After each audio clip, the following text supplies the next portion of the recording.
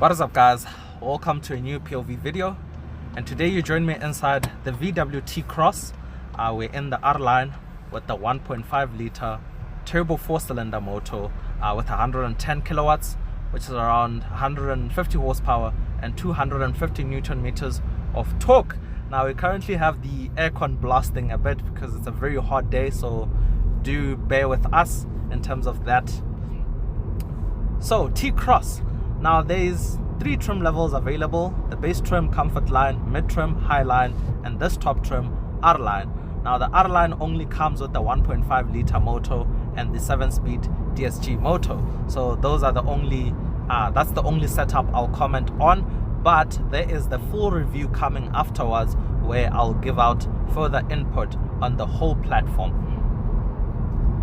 Now, one comment I'll make about the T-Cross is it is very good at what it is, what it represents, and what it's meant to deliver on. So this car sits as a more practical, taller, and slightly bigger Polo. Essentially, it's a crossover or mini SUV, whatever you want to call it, and it ticks literally every box in that perspective, in that segment. The only challenge that will come is this segment or this class of vehicle is very crowded. There is a lot other options from different manufacturers. Now, pricing will be the determining factor. In many cases, the T-Cross is more expensive than its rivals. Now, you have rivals like the Suzuki Fronx and a lot other options from the likes of Kia, Hyundai, and so on. So it's up to you to decide based on the price, but the T-Cross is absolutely worth it. Ticks every box, does everything right. I would even argue to say it's even better than the Polo because it's bigger, it's more practical, and it offers all the stuff that you get in the Polo plus other stuff. In terms of performance, now this is a relatively small and light car, and this motor delivers adequate amount of power, torque, and all that jazz. So it's easy to get up to speed, it punches really well, and so overtaking is never an issue, or getting up to speed is never an issue. And also its size, it makes it very easy to maneuver, to get into parking spaces, to judge all 4 corners of the vehicle. So it's easy to park, basically. This road at this section is a bit bumpy, so it's hard to pull away hard, but I'll try and demonstrate how the performance is like. Let me change the view on the dials so you can see the ref count and stuff. So I have Gearbox in sport, and as soon as the traffic light goes green, I'll boot it a bit. So let's do a gentle pull away.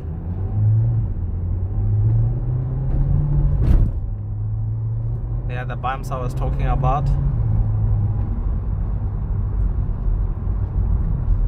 Also, the motor does sound like nice. It has a very satisfying tone and sound. It's a bit deep compared to the 1.4 TSI motor, which both are part of the EA211 platform. But this one, for some reason, sounds a bit more refined, a bit deeper, and more satisfying in a way. I'll do another pull here.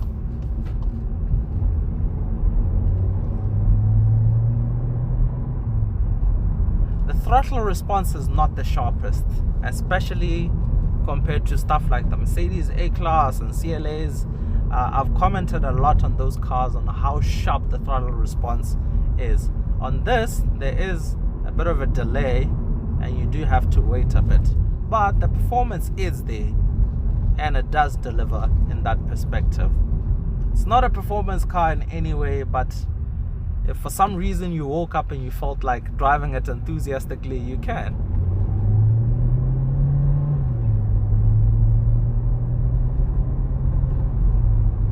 Also, DSG gearbox, 7-speed, very responsive, quick shifts, seamless. You hardly notice that there is a gearbox working because you don't feel any shift, you don't feel any jolts or whatsoever.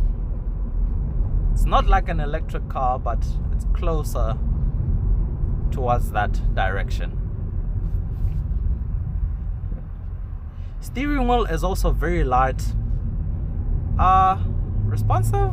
Not really, but I mean, you don't need a responsive steering wheel or a very quick steering wheel in this kind of car, but it steers, it does its job basically.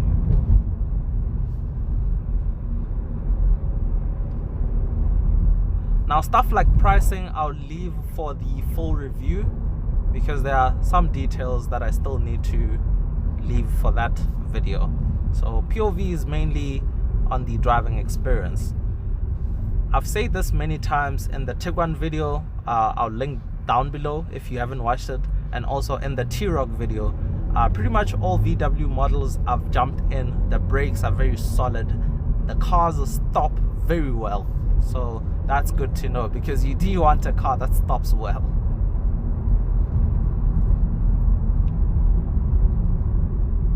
But otherwise, this sort of environment is where you'll find most of these cars. Townships, urban areas, cities, and so on. The car is well suited for those kinds of environments. Now, it's not available with all-wheel drive, nor is it an off-roader. So that might be a bit of a bummer for some people, because you might want to use it as an adventure vehicle and it won't do or perform quite well in that area, so as to say. So if you want to go to some wildlife, Kruger National Park, do a bit of off-roading, it won't be the best car for that sort of thing. So it's more of a lifestyle vehicle.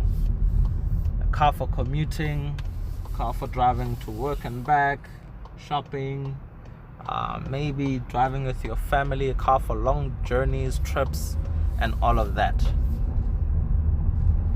But I feel like it would have suited the adventure element of things if it was available with all-wheel drive and maybe some basic off-road modes. I think that's the only thing that's missing on this car, but otherwise it's top tier.